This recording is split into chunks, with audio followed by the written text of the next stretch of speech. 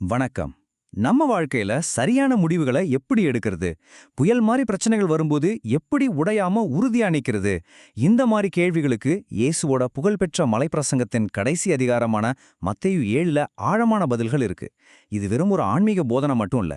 ஞானமா ஒரு வாழ்க்கையை எப்படி கட்டுறதுன்னு சொல்லித்தர ஒரு பிராக்டிக்கல் கைடு. சரி, இந்த ஞானத்தை புரிஞ்சுக்க நாம ஒரு 5 முக்கியமான விஷயங்களை பார்க்க போறோம். முதல்ல இந்த பிரசங்கத்தோட முடிவுல என்ன சொல்லப்படுதுன்னு பார்ப்போம். அப்புறம் மத்தவங்க கூட நம்ம உறவு எப்படி இருக்கணும், கடவுள் கூட நம்ம உறவு எப்படி இருக்கணும்னு பார்க்கலாம். அதுக்கப்புறம் வாழ்க்கைக்கு போற சரியான பாதையை எப்படி தேர்ந்தெடுக்கிறது, கடைசியா எந்த புயலையும் தாக்கு பிடிக்கிற மாதிரி ஒரு வலுவான அடித்தளத்தை எப்படி போடுறதுன்னு கத்துக்கலாம். வாங்க உள்ள போலாம். ஓகே, முதல் பகுதி. இயேசு பல மணி நேரம் பேசிட்டு அவரோட மிக முக்கியமான பிரசங்கத்தை முடிக்கிற கட்டத்துக்கு வர்றாரு. இங்க அவர் சொல்ற வார்த்தைகள் வெறும் ஒரு சம்மரி கிடையாது, அது ஒரு சவால். நான் சொன்னதெல்லாம் கேட்டுட்டீங்க, இப்போ நீங்க என்ன செய்ய போறீங்க அப்படின்னு நம்மள பார்த்து கேட்குற மாதிரி இருக்கு. இதுதான் இந்த அதிகாரத்தை ரொம்பவே பவர்ஃபுல்லா மாத்துது. ஞானமான வாழ்க்கையோட முதல் படி எங்க ஆரம்பிக்குதுன்னு தெரியுமா? நம்மளோட உறவுகள்ல தான். நம்மள சுத்தி இருக்கிறவங்க கிட்ட நாம் எப்படி நடந்துக்கிறோங்கிறது தான் நம்ம கேரக்டரோட உண்மையான ஒரு அளவுகோல். இத பத்தி இயேசு என்ன சொல்றாருன்னு இப்ப பார்க்கலாம். இயேசு இந்த போதனைய ஒரு மாதிரியான ஷாக்கிங்கான கட்டளையோட ஆரம்பிக்கிறாரு. மத்தவங்கள ஜட்ஜ் பண்ணாதீங்க. இதுக்கு அர்த்தம் மத்தவங்க தப்ப கண்டுக்காம இருங்கன்னு இல்ல. ஆனா நாம அவங்கள எந்த மனநிலையில அணுகணும்னு சொல்றாரு. ஏன்னா நம்ம மத்தவங்களுக்கு எந்த அளவுகோலை பயன்படுத்துறோமோ அதே அளவுகோல் நமக்கும் பயன்படுத்தப்படும். இது நம்மள ரொம்ப தாழ்மையா இருக்க வைக்கிற ஒரு பவர்ஃபுல்லான ரிமைண்டர். இந்த விஷயத்தை விளக்க இயேசு ஒரு செம்ம காமெடியான ஆனா ரொம்ப ஆழமான ஒரு உதாரணத்தை சொல்றாரு. யோசிச்சு பாருங்க, உங்க கண்ணுல ஒரு பெரிய மரக்கட்டை இருக்கும்போது நீங்க மத்தவங்க கண்ணுல இருக்கிற சின்ன தூசியை எடுக்க போறீங்களா? இது எவ்வளவு ஒரு அபத்தமான விஷயம் இல்லையா? இதோட அர்த்தம் என்னன்னா, முதல்ல நம்மளோட பெரிய தவறுகளை நாம சரி செய்யணும். அதுக்கப்புறம் தான் நம்ம மத்தவங்களுக்கு உதவி செய்ய முடியும். அடுத்ததா ஒரு விசித்திரமான அறிவுரை. பரிசுத்தமானத நாய்களுக்கும் முத்துக்களை பன்றிகளுக்கும் கொடுக்காதீங்க. இதுக்கு என்ன அர்த்தம்? ரொம்ப மதிப்புமிக்க விஷயங்களை அதோட அருமை தெரியாதவங்க கிட்டயோ இல்ல மதிக்காதவங்க கிட்டயோ சொல்லும்போது அது வீணா போறது மட்டும் இல்ல, சில சமயம் நமக்கு ஆபத்தாவும் முடியும். அவங்க அதை காலால மிதிச்சிட்டு நம்ம மேலேயே திரும்பலாம். அதனால யாருக்கிட்ட நம்ம ஞானத்தை பகிர்ந்துக்கிறோங்கிறதுல கொஞ்சம் விவேகம் தேவை. கடைசியா உறவுகளை பத்தின இந்த பகுதி ஒரு கோல்டன் ரூலோட முடியுது. இது ரொம்ப சிம்பிளான ஆனா பவர்ஃபுல்லான ஒரு விதி. மத்தவங்க உங்களுக்கு என்ன செய்யணும்னு நீங்க ஆசைப்படுறீங்களோ அதையே நீங்களும் அவங்களுக்கும் செய்யுங்க. இது தப்பான விஷயங்களை செய்யாம இருக்கிறது மட்டும் இல்ல, நாமளே முன் வந்து மத்தவங்களுக்கு நல்லது செய்யணும்னு சொல்லுது. இதுதான் எல்லா சட்டங்களோட இதயமும் கூட. சரி, நம்ம கூட இருக்கிற மனுஷங்க கிட்ட உறவை சரி செஞ்ச பிறகு இயேசு நம்ம கவனத்தை மேல் நோக்கி திருப்புறாரு.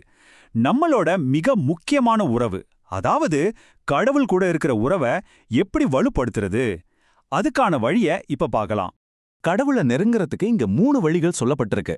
கேளுங்கள், தேடுங்கள், தட்டுங்கள். இந்த வார்த்தைகள்ல இருக்கிற தீவிரத்தை கவனிச்சிங்களா? இது ஏதோ ஒரு தடவை செஞ்சுட்டு விடுற விஷயம் இல்ல, விடாமுயற்சியோட கடவுளை தேடுறதுக்கான ஒரு அழைப்பு.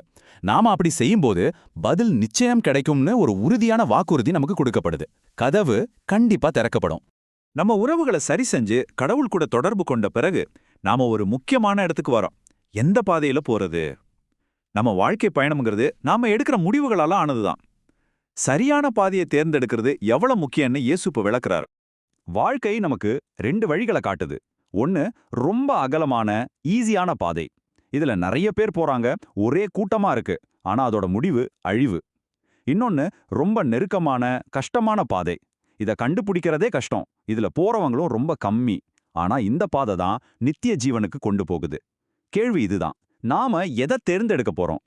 அந்த கஷ்டமான பாதையில போகும்போது நமக்கு ஒரு ஆபத்து காத்துட்டு இருக்கு. அதுதான் தவறான வழிகாட்டிகள். அவங்க ஆட்டுத்தோலை போர்த்திக்கிட்ட ஓநாய்கள் மாதிரி வெளியில பார்க்க ரொம்ப சாதுவாவும் ஆன்மீகவாதி மாதிரியும் தெரிவாங்க. ஆனா உள்ளுக்குள்ள நம்மள வழி தவற வைக்கிற நோக்கத்தோட இருப்பாங்க. அதனால தோற்றத்தை பார்த்து ஏமாந்துராதீங்க. அப்போ உண்மையான வழிகாட்டிக்கும் போலிக்கும் எப்படி வித்தியாசம் கண்டுபிடிக்கிறது? இயேசு ஒரு சிம்பிளான டெஸ்ட் சொல்றாரு. அவங்களோட கனிகளை பாருங்க. ஒரு நல்ல மரம் கெட்ட கனியை கொடுக்காது, ஒரு கெட்ட மரம் நல்ல கனியை கொடுக்காது. அதே மாதிரி தான் ஒருத்தரோட பேச்சை கேட்காதீங்க, அவங்களோட செயல்களையும் அவங்க வாழ்க்கையால வர்ற விளைவுகளையும் பாருங்க. அதுவே அவங்களோட உண்மையான குணத்தை காட்டிடும். இதுவரைக்கும் நாம பார்த்த எல்லாத்தையும் ஒன்னா சேர்த்து இயேசு அவரோட பிரசங்கத்தை ஒரு மறக்க முடியாத ஓமையோட முடிக்கிறார். இது நம்ம வாழ்க்கையை எது மேல கட்டுறோங்கிறத பத்தினது. இதுதான் எல்லாத்தையும் தீர்மானிக்க போற கடைசி புள்ளி. 2 பேரை கற்பனை பண்ணிக்குங்க. 2 பேருமே வீடு கட்டுறாங்க. புத்திசாலி மனுஷன் கஷ்டப்பட்டு பாறை மேல அஸ்திவாரம் போடுறான். இன்னொருத்தன் ஈஸியான வழின்னு மணல் மேல கட்டுறான். வெயில் அடிக்கும்போது 2 வீடும் பார்க்க ஒரே மாதிரி தான் இருக்கு. ஆனா அப்புறம் புயல் வருது. மழை, வெள்ளம், காத்து. மணல்ல கட்டப்பட்ட வீடு மொத்தமா இடிஞ்சு விழுது. ஆனா பாறை மேல கட்டப்பட்ட வீடோ அசையாம நிக்குது. இந்த போதனைகளை கேட்டு அதன்படி நடக்கிறது தான் அந்த பாறை. அப்போ நாம என்ன கத்துக்கிட்டோம்? ஞானமான வாழ்க்கைங்கிறது தாழ்மையோட ஆரம்பிச்சு மத்தவங்க கிட்ட கருணை காட்டுறதுல தெரியுது. அது விடாமுயற்சியோட கடவுளை தேடுறதுல வளருது. அது கஷ்டமான ஆனா சரியான பாதையை தேர்ந்தெடுக்கிறதுல உறுதியாகுது. கடைசியா அது வெறும் வார்த்தைகள்ல இல்ல, செயல்கள்ல கட்டப்பட்ட ஒரு அசைக்க முடியாத அஸ்திவாரத்துல நிக்குது. இந்த போதனைகள் 2000 வருஷம் பழசுதான். ஆனா இன்னைக்கும் இது ரொம்பவே முக்கியமானது. அதனால இப்போ கேள்வி உங்களுக்கு தான். புயல்கள் கண்டிப்பா வரும். உங்க வாழ்க்கையோட அஸ்திவாரம் எது? அது கண்மலையா இல்ல மணலா? யோசிச்சு பாருங்க. இந்த விளக்கத்தை பார்த்ததற்கு நன்றி.